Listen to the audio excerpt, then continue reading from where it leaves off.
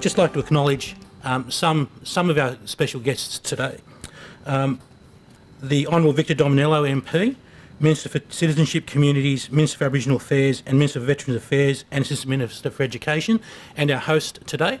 So particular thanks to the Minister and his peers for allowing us to use the House, a fantastic venue.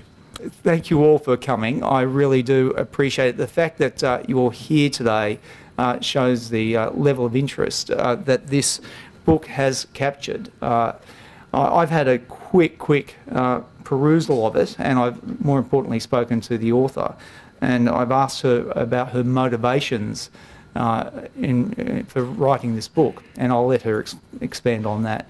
But it is important that we do talk about things like this in Australia.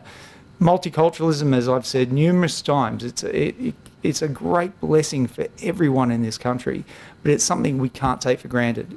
If we take it for granted, then issues will arise, challenges will arise. It is important that we confront issues and challenges head on in an adult, mature way and through a medium of dialogue. This does precisely that. And so I really congratulate Ghena Krayem for her scholarship in preparing this book. I commend this book as an extremely important and empathetic response to the question of the needs of a significant proportion in our multicultural society.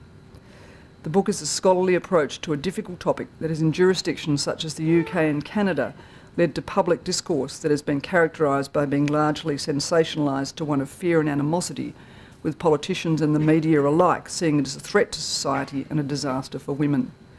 Whilst acknowledging that community processes can be criticised, the author concludes it's possible for Islamic principles and community processes to exist harmoniously within the existing legal framework in Australian family law. This is not revolutionary in any way. It's completely harmonious with the recommendations of the Family Law Council in 2001 and in 2012.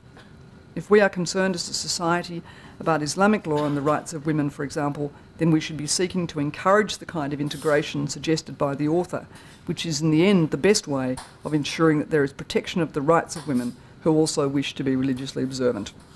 I congratulate Dr. Krayem on a scholarly book and one which I hope will achieve some real progress in what is an important issue in our multicultural society, and I commend the book to you. I would like to extend my congratulations to Dr. Ghena for this excellent academic achievement and establishing this bridge that not only connects two disciplines, but which also brings together the hearts and minds of the millions of us who call Australia our home. She has contributed to removing the boundary that has been created between us with our ignorance, or the boundaries created for us by those who want division and distrust to oppose coexistence and tolerance. Along with the book, it didn't happen by itself, and I didn't sit in some little room and write it. It took a very long time, and I had an army behind me, not a jihadist army coming to invade, but an incredible army of supporters. The person who motivated me and probably gave me the passion to work in this difficult area is my father. But, the drive that my father has was that you're here to make a difference. Regardless of whether you're a male or female, in our household, it certainly didn't matter. It was all about getting an education and thinking about what the purpose is behind what you're doing. And his commitment, I think, to multiculturalism from when we grew up with it.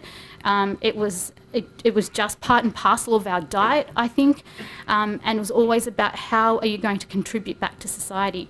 And I really want to acknowledge him, because I think he's really the inspiration behind these words.